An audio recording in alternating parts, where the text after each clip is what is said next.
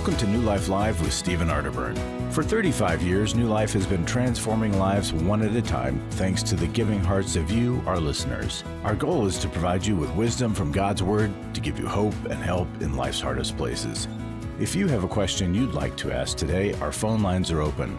Call 1-800-229-3000. That number again is 1-800-229-3000. Now here's today's host, Becky Brown. Well, hello, everyone. We are so grateful that you joined us today, and we are going to be taking your calls for the next couple of hours, 1-800-229-3000. And by us, I mean Dr. Alice Benton and Dr. Jill Hubbard.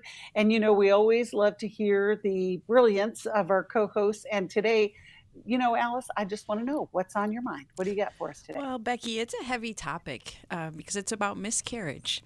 And it's a topic that I don't think we in community talk about frequently enough. So I was looking up some of the statistics of how frequently miscarriage occurs. And it's around 10 to 20% in known pregnancies. And yet the number is higher when a baby is miscarried, a fetus is miscarried before the pregnancy is even known. For it to be that high and yet so rarely discussed. At the beginning of March, we honored the passing of our son, Vincent. He was our fourth child, miscarried in about the third month. And I was looking at what other women have experienced in miscarriage and their spouses as well, their partners as well. Many of us, we feel like it's partially our fault. About half report feeling guilty and ashamed that maybe I did something wrong. Maybe there was too much stress, that argument, the alcohol I drank, the caffeine I consumed. Is that why my baby passed away? About 37% feel like it is the loss of a child versus those that don't recognize that loss as having lost a child.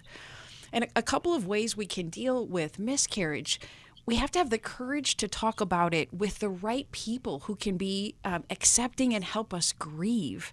Naming the baby that we lost, Vincent is our son's name. And then marking the anniversary with a ceremony, with a prayer, with a special meal. Although I'll admit, I sometimes forget. I forget how old he would be. I forget when he passed away because I don't have that bigger reminder that we normally would with the loss of a family member. And so I'll admit that it's not even easy for me to always keep up with, to remember and to make sure I do something about it. I found out that my cousin had a miscarriage as well, and I didn't know. So I think that a lot of us have experienced this, but we don't know where to bring it and we don't know how to talk about it. And we invite you to contact us, call us here. We can get you connected with a counselor. We can talk about it here on the air to help you through the loss of your child. You know, Alice, it's such an important topic too, because many women will experience miscarriage, like you were quoting those percentages. And her body will go through just like what you do when you have a baby. So you can have postpartum depression, but because there's not a baby, you don't recognize that. And some women struggle for months after the loss of a child. And, you know, there is help available. The other part of this too are those women who are struggling with infertility and the multiple attempts of trying to conceive a child, and the desperation that occurs, and just the journey of infertility can be such a lonely journey. But I love what you just said about finding the right people to connect with. You know, there are no easy answers as far as, you know, all you have to do or you shouldn't have done that, like you said. But it really is, how do we carry that burden with someone and not offer quick answers? Because there are some things that we struggle with in life that we're not going to make sense of this side of heaven. And it doesn't mean that it wasn't part of a bigger plan, but man, we can't understand it sometimes. And the loss is, of course, not just to the women, but to your spouse and to the other children who lost a sibling. It's a family loss. You know, I heard it say that grief there was a saying that said something like grief is evidence of love. And it's, you know, to have that feeling, even though you didn't know this child, you were hopeful and you were looking forward to all the promise that a new child would bring. And it's hard. Thanks for bringing the subject up. You know, we're going to be taking calls, 1-800-229-3000 for the next couple of hours. Maybe you're struggling with grief or maybe loss, maybe miscarriage. We want to help you get on a new path. We'll be right back after this. Hi, this is Steve Arterburn from New Life Live, and Chris Williams and I are doing the Emotional Freedom Workshop. A lot of people are in, you could literally say, in bondage from past trauma that has created an emotional web that they don't understand, and it prevents them from being free. A person that loses their temper regularly is not emotionally free. Someone who has anxiety just to get in the car and leave the house is not emotionally free. And walking around with the shame from a childhood or even a bad relationship as an adult, that is not emotional freedom, and we can help you get there. The New Life Emotional Freedom Online Intensive is Saturday, June 1st. Steve Arterburn, Chris Williams, and Dr. Jackie Mack Harris will present information on trauma, depression, codependency, and more. And small group leaders will help you process the information you learn. Call 1-800-NEW-LIFE. That's 1-800-639-5433 or register online at newlife.com.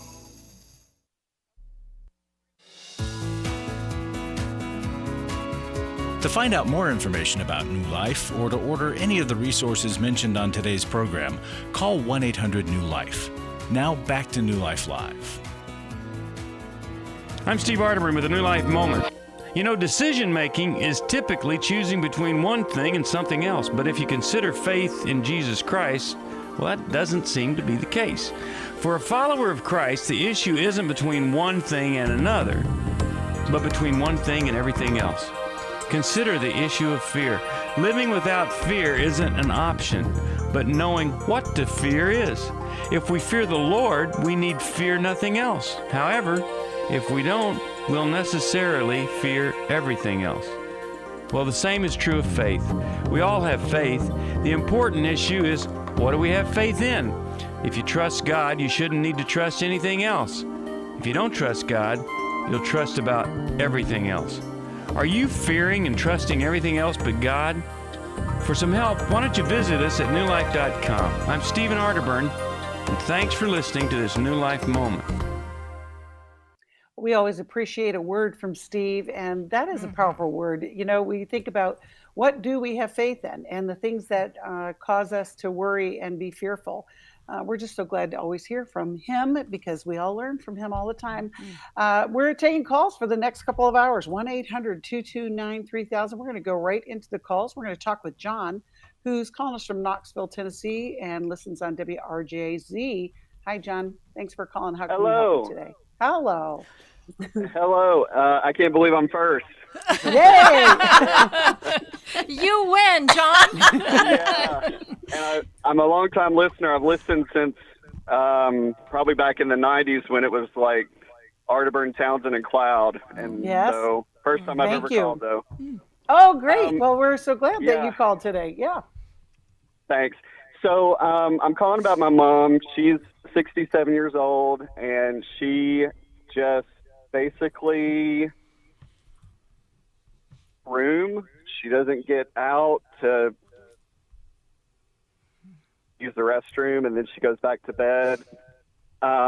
She had a nervous breakdown like maybe 6 years ago, and she had suicidal ideation, and that's what put her in the hospital.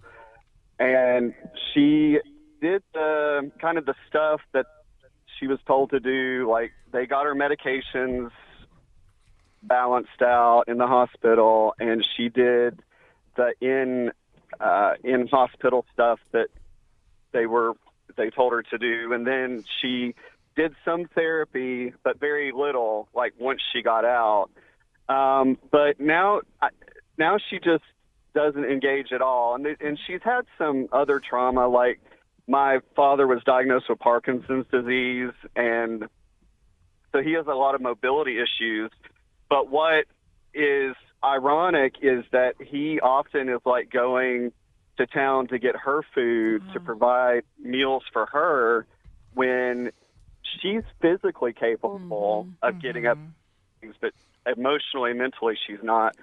So my question is, I've got two children that want their grandmother back. It's like they remember, like I have nieces and nephews too that remember when grandma or granny was better.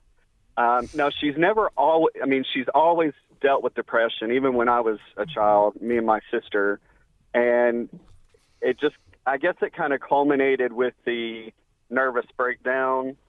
But anyway, she's at this point now where she just doesn't engage at all. And So, John, so part of me, yeah, go ahead. oh, can I ask you a question here? Because, sure. yeah, she definitely sounds like she has major depressive episodes, but you Yeah. refer to a nervous breakdown. So can you tell me how that was different than her ongoing regular depressive episodes? Because nervous breakdown means a lot of things. It's kind of a catch-all term for people. And so I'm just curious what that means in your family. Well, how I'm using it, I guess, is just the suicidal ideation became to the point where I guess she thought she would take her life. And, you know, I guess what I'm saying is that it was a culmination point and she had to go to the hospital. Okay, so it was her hospitalization because she was unsafe to herself.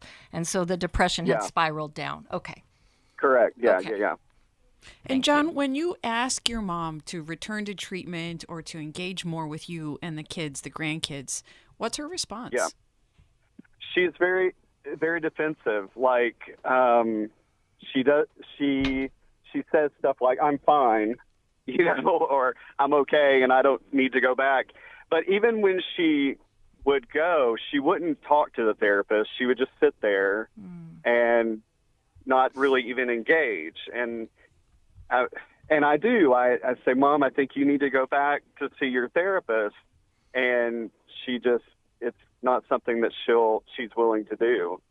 And that's kind of what I need help with. The other thing is she's a hoarder, and she has an animal in her house. She has a puppy dog. Well, it's not a puppy now. She's always had dogs growing up because she likes, I guess, that companionship or whatever. But as her depression has progressed, she's gotten worse about keeping the dog up, and so she lets the dog defecate in her bed. And she does not get up and like take the dog out. She'll say stuff like, "Oh, I'm afraid an eagle will swoop down and get the dog," or "I'm afraid that the dog will hurt itself if it goes outside." And it's just go ahead. You see with how she's handling her environment, it's so likely to keep her stuck and to spiral her down even further. Has the family, your father, your other sibling, have you all considered an interventionist? Well, no, we've not. I mean, yes, we have, but we've not ever reached out to anybody. She sees, that's kind of the odd thing, is that she has a psychiatrist. I think the psychiatrist calls her and they do video conferencing, but Mom never discloses that she has a hoarding problem. And I think the psychiatrist just wants to make sure she's not suicidal and that she doesn't need any medication and these kinds of things. And it's not extremely helpful, I don't think, but you know, she is under psychiatric care. Yeah, it sounds though minimally, and a lot of times someone like this, you're right, doesn't paint the whole picture, and they really need a family member to intervene, because this is a case where you know, we want to do for someone what they can't do for themselves. Are, you know, in their mental illness are unwilling to do. So as you see her standard of living and all of that, as it's gone down, you know, this is mental illness. This is the illness of depression. Sometimes she's less depressed, sometimes she's more depressed. But overall, she's still depressed and living this way. And the hoarding is an extension of that, right? And a lot of times it's all the hopes and dreams and, you know, fears of loss. And I just wonder, you know, what all has gone on in your mother's life? I mean, besides your dad getting Parkinson's, it seems like the trauma maybe goes a little deeper. And so that fear of loss, she's then piling and insulating herself. Yes. Right. And so I think that's a whole, I mean, that would be another hour. Yes, so exactly. Exactly. You know. And so I think I think what makes her afraid to unpack all that stuff is just the fear of having to confront her real emotions. Absolutely. I don't even know if she's ever done that before. Probably not. She's just tried to Band-Aid it, right? And the suicidality. That's affected. Yeah, that's affected me and my sister because we tend to push our feelings down, and we're like, "Oh, you're acting like mom," you know. And it's like, I am, you know. So, John, I recommend that you and your sister and dad strategize and consider having this kind of conversation with your mom. I want you to start with gratitude, because your mom does keep choosing life every day, and it must be unbearable and intolerable to choose this life as you see it deteriorating. So as little as she does, it's monumental that she is choosing life. And then I'd have you tell her that you all care so much about her that you have to intervene more. And you want to do it in cooperation with her. And so you hope that she'll choose treatment. You hope that she'll choose to include you in a meeting with her psychiatrist. But if she won't, then you will start speaking with those people. And if she won't do anything about it, then you will consider an interventionist. But to do it in these terms of humility, of gratitude, and of care for her. Yeah. How do you think she would respond if you laid it out like that? I think she would be defensive, like she normally is. Her dad died a couple years ago, and how she responded was she didn't cry about it. She I asked her how she felt, and she's like, well, he lived a good long life, and now he's passed. And it was like, she doesn't even know how to touch that emotion of grief, you know, or maybe, you know, I don't know. So John, expect more of the same. Expect that this will not look successful, but you and the rest of the family will then have to follow through on talking and bringing together a better treatment team that's better informed. It can still include the same psychiatrist, but that person needs more information. Yeah, I think it's so hard too, John, because it's your own grief and your own trauma that you're experiencing as you watch her deteriorate, and you feel helpless, and you then feel sad for your own children who are watching their grandmother suffer like this. There is help. There's a lot of people who are struggling with dealing with their parents for different reasons. That, you know, some is the situation you're dealing with, some it's elderly care. There's multiple things that come into play. But it's great that you're calling, and I do agree with what Jill and Alice have already Becky, said. And can I just add, I think, John, perhaps writing an email to the psychiatrist. You can give him information, even if he can't give you information. And so I wouldn't, you know, do her whole life, but I just hit some of the, you know, the bullet points of what's been going on that you think maybe she's not painting a full picture of, and just let the person know just how concerned you are and what you're planning to do in terms of like what Alice was talking, that you're going to talk with her about getting more help. And that, you know, any input that he's able to give you or she, you would value, but and that even you know, you would like to come to an appointment with her if possible. And John, we have interventionists that we work with that we will connect you with, so that you have that option to have that conversation with them, and we'll be praying for the situation. I want to send you a copy of Living Strong, Finishing Well. I don't know if your mom will read it, but I think it could be inspiring for you as you navigate these challenges. But we'll be praying for the situation. It's really tough because the perspective that you have versus what she's experiencing is what you're up against. And then the dynamics with your mom and your dad. It's multi-level, very complex, but we're so glad that you called. And I Alice, I love what you said, the gratitude about she's choosing life every day, because it sounds like in a lot of ways she's given up, right? She's given up having anything beyond this. Right. And you know, the power of the mind, which we talk about every day, it can be very confusing in the deep throes of depression. You can think that you're thinking rationally, but when you are severely depressed, major depression will make you think incorrectly. And that's where people get into real dangerous situations. And And we depend on our loved ones and people around us to help us, with that next process. We are going to take a break, but we're going to come back. We're going to talk with Cindy after this break. We're going to take calls, 1-800-229-3000 for the next couple of hours. We want to help you. And I love that, John has been listening for a long time and it was his first call. Mm-hmm. Maybe you've been listening a long time and you haven't made that call yet, but we're here for you. You just never know what picking up the phone will do for you in a way that you may minimize it. Oh, I can figure this out, or it's not that big of a deal. Well, it's a big deal if it's bothering you. And I think, just reaching out, calling us, calling somebody for help. We want to get you onto that next path of freedom, healing, and a new life. We'll be right back after this. I came kicking and screaming. The last 24 years have been filled with pain.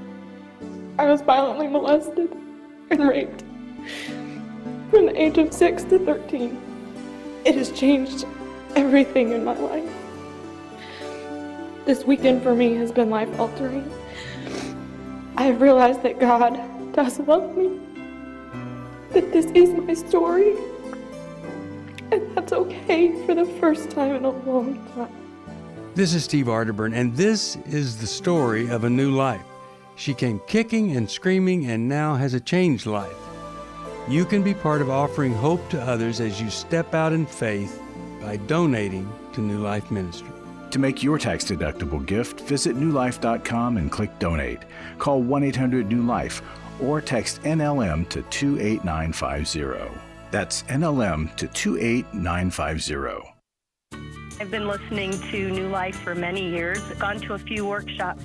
I want to support a ministry that helps people connect with God and with others and gives them the tools to help transform their lives. You can help New Life Live stay on the air by joining Club New Life today.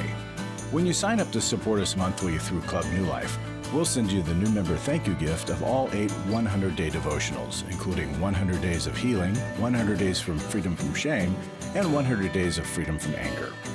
There are also ongoing benefits like the monthly Club New Life CD or download, access to the Club New Life video library, quarterly resources, free shipping on purchased resources, discounts on workshops, and quarterly online meetings with Steve. Call 1-800-NEW-LIFE. Support Club New Life, and together we can help hurting people find help and hope in life's hardest places. Call 1-800-639-5433 to join Club New Life today.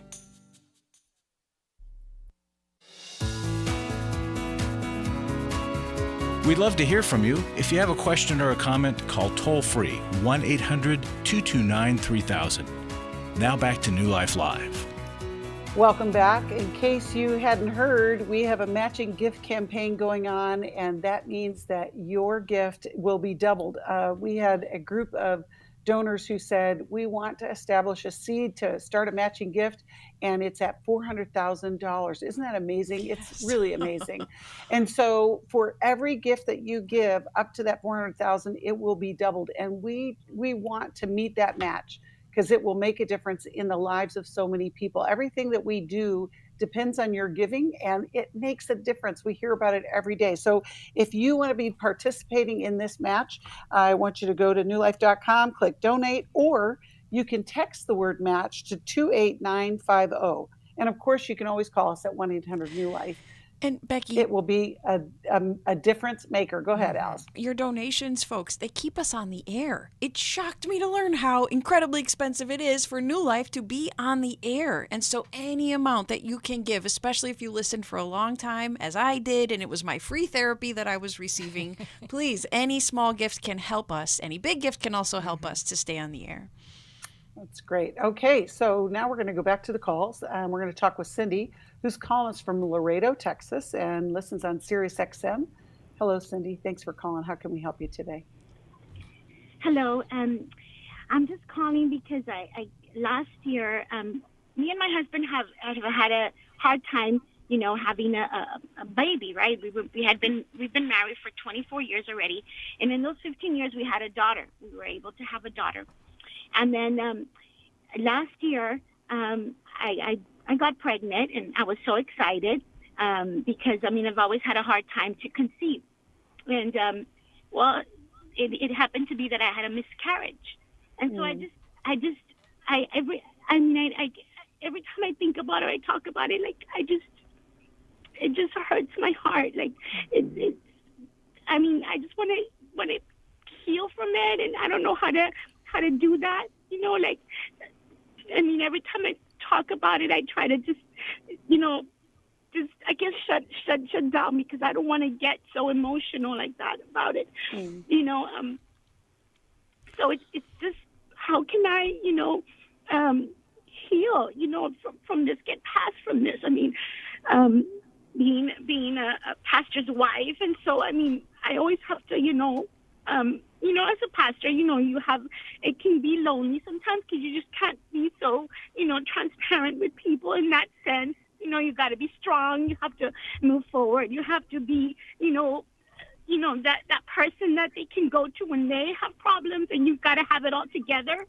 So it's just been that type of life for me, and so I heard that this topic was going to be talked about, and I said, wow, that's something that I've been praying for, and so how can I move past this? How can I heal from this? Cindy, you and I are sisters in this, because I was the one talking about it. I also lost my son a couple of years ago now. And so we understand, and that you can be both easily triggered to tears, and yet you got to stay strong, because you're a helper and you have a role to play in your husband's church. Cindy, every time I see a birth scene in a movie, it brings tears to my eyes. I go immediately to thinking about my loss and thinking about my son. And so I understand. And the very difficult solution to this, because you might avoid the topic so as to avoid the pain and tears, but the solution is to enter into the conversation with a warm and understanding listener who can stay with you for a prolonged period of time to ask questions, to draw you out, to draw out those tears. That tears are God's biologically designed clean out system. They help us to release the grief and the stress and the anger that we have lost our child, that our child was taken from us through miscarriage. And it's in that process of purposefully lamenting with an understanding listener that over time, the grief starts to diminish. I don't think it ever goes away fully, but it can decrease as we talk about it. Right. Cindy, I hear you saying two things. One, how do I get past this? I don't want it to leak out everywhere. Yet also, how do I heal? And so what Alice is talking about is more the side of healing. You don't just get past it. You have to enter into it and go through it. And I love what JJ always says about grief. He talks about it being like an unexpected visitor when we get hit with those waves of grief. And so what we want to do is invite grief in. Make some tea for grief and sit and allow grief to be there. It won't stay forever. Those moments come and go. And then the other thing that I'm hearing you say is, as a pastor's wife, how lonely it is. And it's so important that you have a few people that are your confidants. And it's hard when your livelihood comes from the church, and that's also where your friends and socialization is. And sometimes it might be other pastors' wives outside of your congregation, right? Someone that you can connect with, that you could take these feelings to, because for you to always have to be the strong one and never have a place is not sustainable. You need your place too. And often that's where therapy comes in, because therapy is designed to be a safe place where you can share. And Cindy, we will be praying for that healing. I'm going to have you get connected with a counselor in your area, because that could be a very next step for you. And I'm going to send you a copy of the Life Recovery Workbook on grief. I would encourage you to get into even a grief recovery group, because you are in grief. This is what is happening. And the longer it goes, the harder it is, because we can get stuck in those things. I love that image though. Invite grief in, Let's sit with it and let's move it on. We'll be right back after this. For most of my life, I've been dealing with an opiate addiction. Why is opioid addiction quickly becoming one of our nation's biggest killers? Maybe it's because it isn't only those who are addicted who are in denial. We did what I see so many parents do, is it can't be an addiction. There's something medically wrong. It's impossible to solve a problem when you don't know what you're up against, and families will try to find any explanation except the one that will put them on the right path. Alcoholism and drug addiction is a family disease. It doesn't affect just the individual. If someone you love is abusing painkillers, know what you're up against. It's time to admit its addiction and seek treatment. Call us today at 1-800-NEW-LIFE. We have partner treatment centers around the country. Call 1-800-639-5433 or visit us online at newlife.com. We just made a decision. We will do whatever it takes. 1-800-NEW-LIFE. Daniel Grossman on coaching. Coaches are really focused on the future and helping people to develop those skills and those strategies to help them move forward in their life.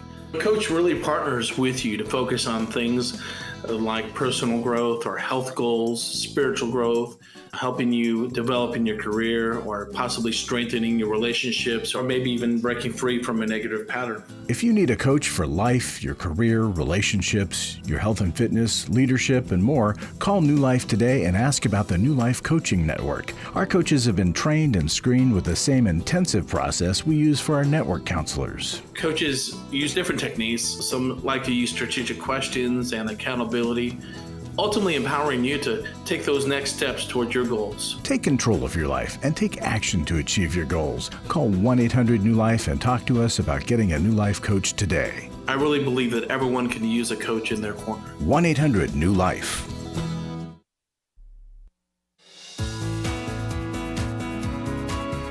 We're glad you joined us for New Life Live.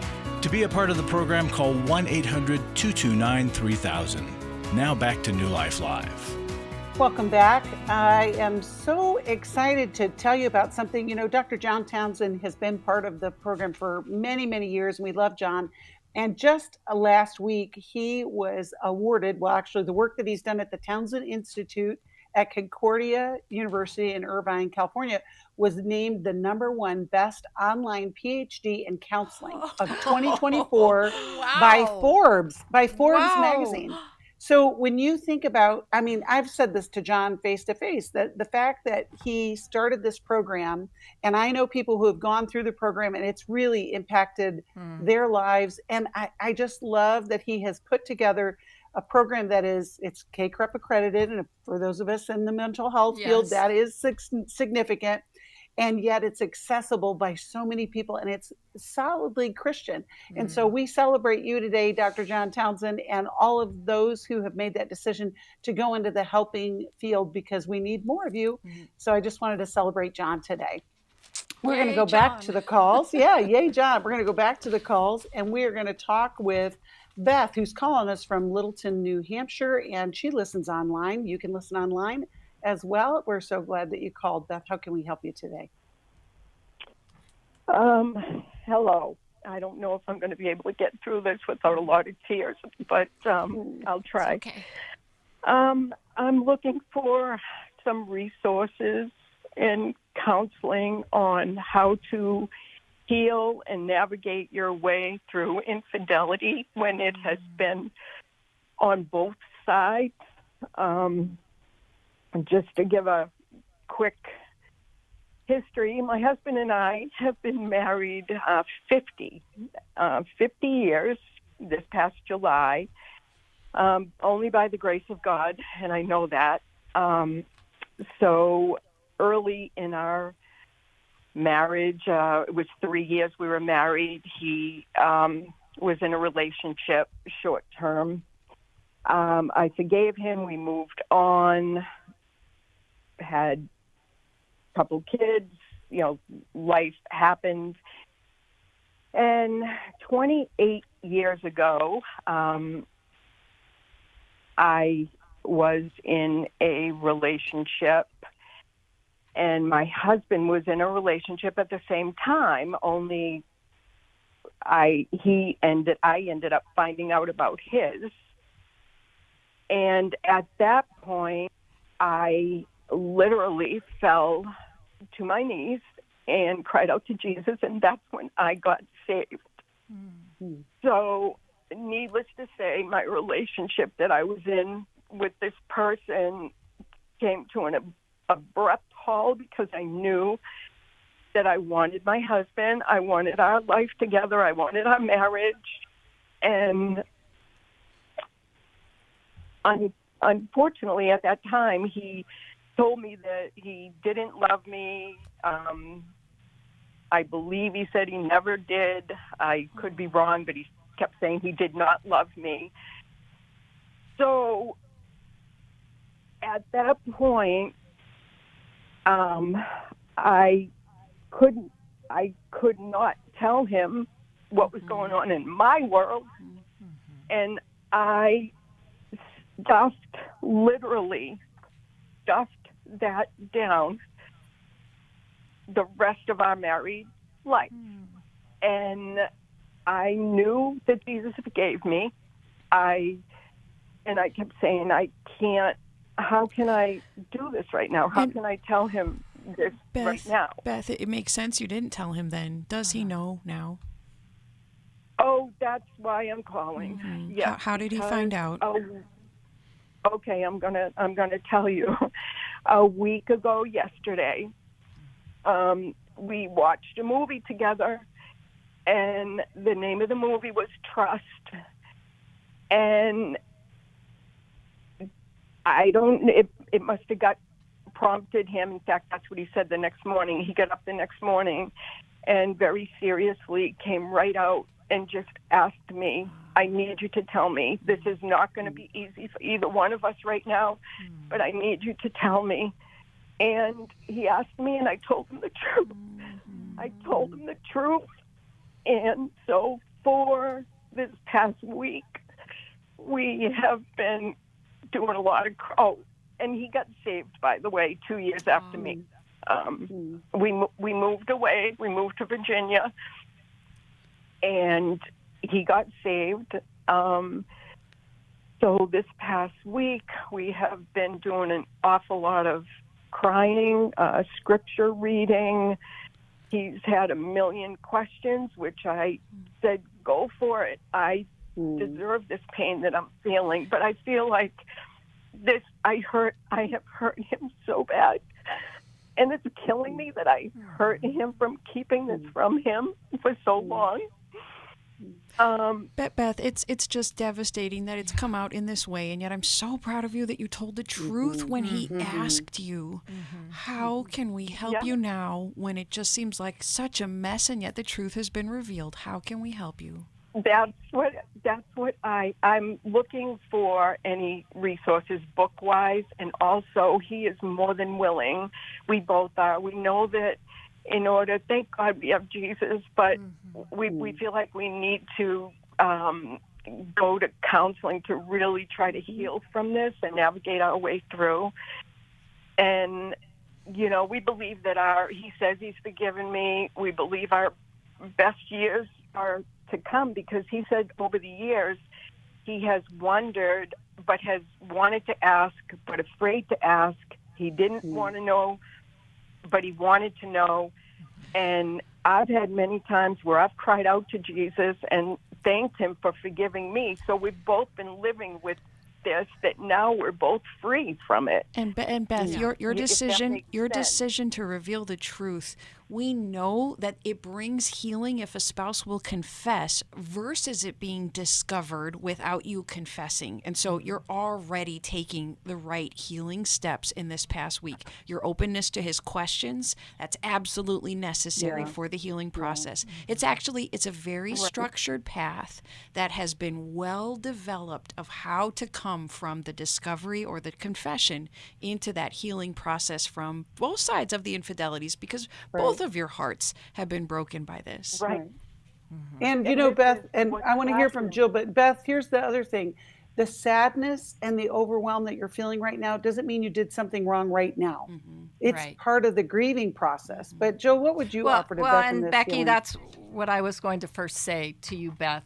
What you're feeling now is very appropriate, right? Yes. You're feeling the weight of this secret that you have had, and I'm so sorry that you've had to live with it for so long.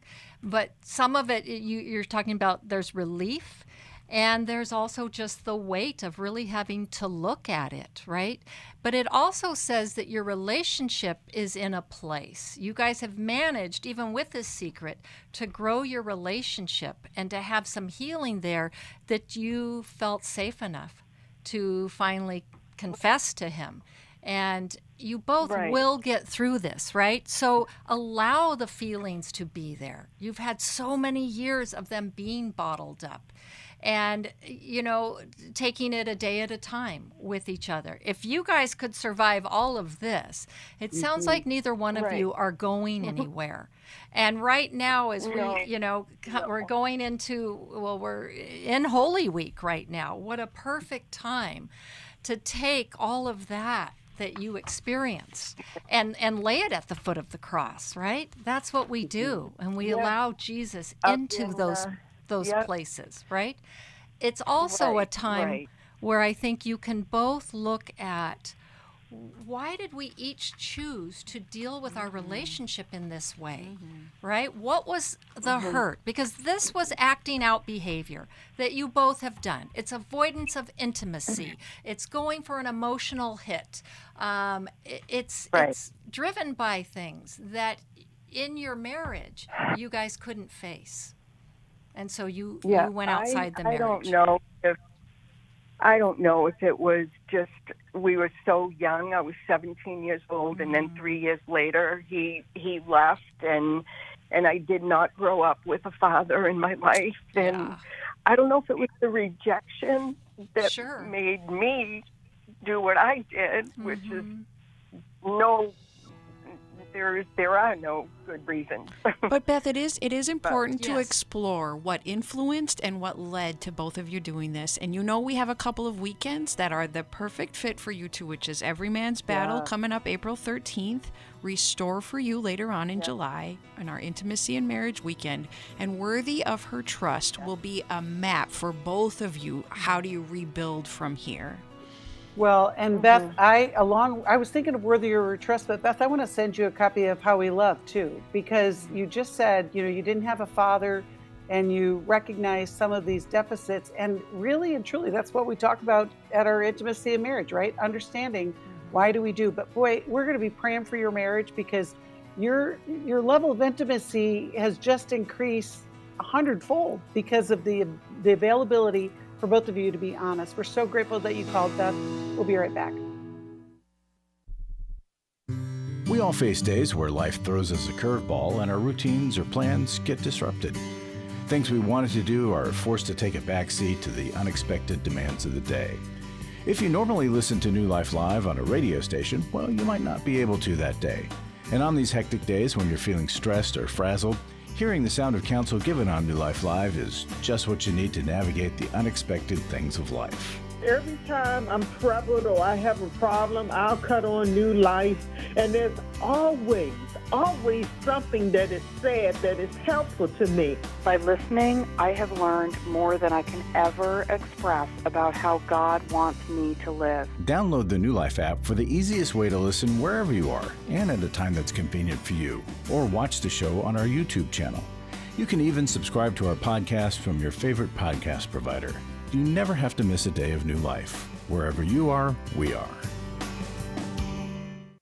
I was sort of vaguely familiar that the 12 steps had some origination in the Bible. I found Life Recovery, and one of the things I liked so much was that it had such a broad appeal. It wasn't limited to just alcohol or drugs, that it was addressing a wide range of problems. At New Life, we believe everyone can benefit from a life recovery experience.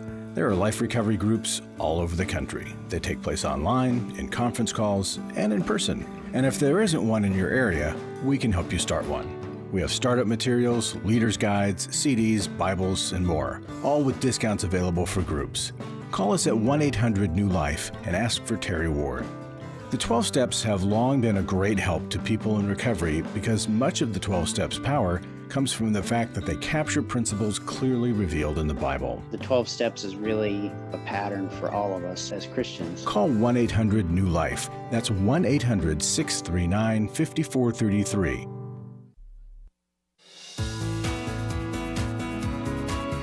To find out more information about New Life or to order any of the resources mentioned on today's program, call 1-800-NEW-LIFE. Now back to New Life Live. Welcome back. You know, one of the things that we do here at New Life is we promote life recovery. Recovery in every way. We believe that recovery is for everyone. And we have a program called Life Recovery Today, and it aired this morning on NRB TV. And if you missed it live, you can watch it on liferecoverytoday.net. And on today's episode, we're going to take an in-depth look at step 3 of the recovery process. And, you know, sometimes you're just curious about recovery, and that is a great way to get more insight. And I want to just encourage you to check it out there. Right now, we are going to go back to the calls. We're going to keep taking calls. If you're on hold on. We've got some lines open, though. 1-800-229-3000 is the number to call. We're going to talk with Kim, who's in Dallas and listens on KWRD. And we're so glad that you called, Kim. How can we help you today? Hi, good afternoon. I'm calling because I've been married for 29 years. I did have an emotional affair that ended about 3.5 years ago. My husband says he's forgiven me, but I don't know that he has. The issue is I have been not honest with him about smoking cigarettes, and he hates that. And he filed for divorce last April of 2023, and it surprised me, but, you know, I understood it. And so I'm just trying to figure out how can I actually save my marriage in regards to, you know, I did let him know that, you know, yes, I have a problem with smoking cigarettes, but he has changed the password to our email and said that he is done. Don't call him or text him. Of course, we live together still. So yeah, I'm just at a loss. Well, Kim, you guys are in a struggle right now. I mean, it's more than just these little parts. There's a bigger thing going on. Jill, let's start with you. Well, so Kim, you had an emotional affair, and that you were able to talk to him about, but you weren't able to talk to him about smoking cigarettes?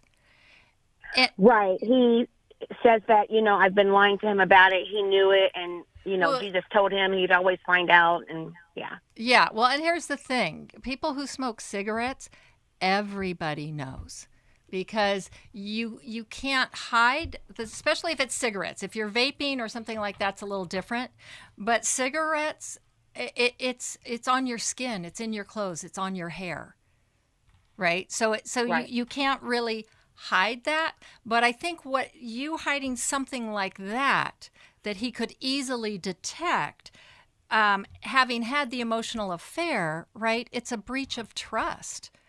Once we've had an affair, we don't have the luxury of having little secrets. You have to go above and beyond to be transparent and honest, because that person, your spouse, has a delayed response to being able to trust you again. You know, once the affair's over and you say, I'm done with it, we're good, we're moving on, it's really not over for the other person. They're watching to see, and they have to regain, and it takes a long time. So anything that's out of step takes them back to the major offense, right? The cigarettes is a minor offense. The affair was a major offense. And for women, women typically have more emotional affairs than sexual affairs, right? Right. And it is a sign of, okay, what's not happening in the marriage? Where are you not being heard? What is he not listening to, right? And then someone comes along who does listen to you, and that feels really good. But that's not the answer, as you know. And so I think humbling yourself and saying, you know what, yeah, I realize that even though smoking cigarettes, I was just embarrassed, or, you know, it wasn't that big a deal. I see how it tapped in to you not being able to trust me. And that really grieves my heart. I mean, I think you have to get in touch with how that opens up a whole can of worms for him. Right. You're I have a exactly question. right. I have a question, Kim. Whatever happened with the divorce? Like, did you guys cancel it? Like, and I want to hear what Alice has to say, but I just didn't know. I think he just filed, right? No, it was last He year. filed in Last year. Okay. April. We are actually going to go through a mediation again. He told me the only way that he would keep the divorce is if I flew to Florida to a mental health facility and stayed there for 30 days and got help. That was a stipulation. It was like $16,000, and he didn't care about how much it cost. He just thought that, I need to do that. But my concern is I go there, I get the help, and I come back home, and then he says, well, what did you learn? Well, we wasted all this time and money. And he always, he's a narcissist. He's arrogant, and he bullies me. He's somewhat violent a little bit. He'll push me a little bit. He'll throw things at me. So that's, okay. The other day, Kim, I was just... Kim, here's the thing. He's not a little bit violent. If somebody's throwing something at you or pushing you, he's violent. And you probably need to get some help in that way. We've only got a couple minutes, and Alice, I want to hear from you. How can we help Kim get some help in this situation? Kim, given his significant and dangerous shortcomings, I want you to get into individual counseling as soon as possible so you get clarity about whether or not you want to fight for this marriage. And whether or not you choose to go to that facility in Florida, you need to decide if you want to do your own character work. I'm also a liar in recovery. It's still my temptation, Kim, and I hate it about myself. And so people like us, me and you, we've got to decide whether or not our husband will stay with us. Maybe we did too much destruction to the marriage. Do we want to be a better and different person? Do we want to get on the right track? And you can't do it alone, Kim. And so choose today if you're going to take action to change, because it's not your words that will change your husband's opinion. If you even want him to change, it's your actions. And I want you to get into recovery boot camp. And that might mean 90 meetings in 90 days. It certainly means getting into your own individual counseling, probably more than once a week, if you want to show your husband that you want to be different. But I think, Kim, for you, because Absolutely. if he is a narcissist, then he's just making you all bad. He needs you to carry the badness in the relationship because it's too intolerable for him. And the fact that you would even lie to him would be intolerable to him. So, but do your own work for you, because with or without him, you want to be a better person, right? Right. One of the challenges too, Beth, is that when you are under a threat, it's hard for you to do the work that you need to do. And a lot of times women will get into relationships where we'll minimize somebody pushing us or someone throwing something at us. None of that is okay, ever. It's not. Well, and so, go ahead. Well, and I think, yes, get into your own therapy, but I think the marriage weekend, say, before I go away to a hospital, can we do this marriage weekend? That's a good idea. And start there, right? I want to send her a copy of The Emotionally Destructive Relationship, because I think what you both have presented is so powerful, and just it seems like there are these little things that somebody can call out in us, but then at the last minute we forget that there's another person in this relationship. And Kim, we'll be praying for just healing, because he may exhibit narcissistic traits, but we want him to be whole and healthy as well. But it's going to take both of you working really hard in the same direction. We're so glad that you called today. We just have a minute or so left. And Jill, do you have any insight just in that thought process of destructive relationships? Well, it's so difficult because we typically focus on what the other person is doing. And it's like, if only they wouldn't do that, they wouldn't be violent, right? They wouldn't accuse me. And yet we only can work on ourselves, really. And in doing that, when we focus on our part of it, it does change the relationship. It makes sure the does. biggest impact. It sure does. Thank you, Jill. Thank you, Alice. Thank you, listeners. If you are on hold, hold on. We'll get right to you in just a minute. You can call us, 1-800-229-3000. We're glad that you joined us today. We'll see you next time. Thanks for listening. We hope this program has helped you by giving you insights for handling the challenges you face in your life. We want you to know that we're here for you, but you also need to know that New Life Live is a listener-supported ministry. To make your donation or to get any of the resources mentioned on today's program, call 1-800-NEW-LIFE. That's 1-800-639-5433, or write to us at New Life Ministries, P.O. Box 1029, Lake Forest, California, 92609. Please join us again tomorrow for New Life Live.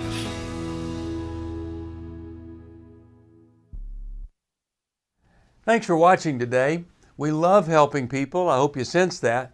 And we know that there's always hope if you find the right resource.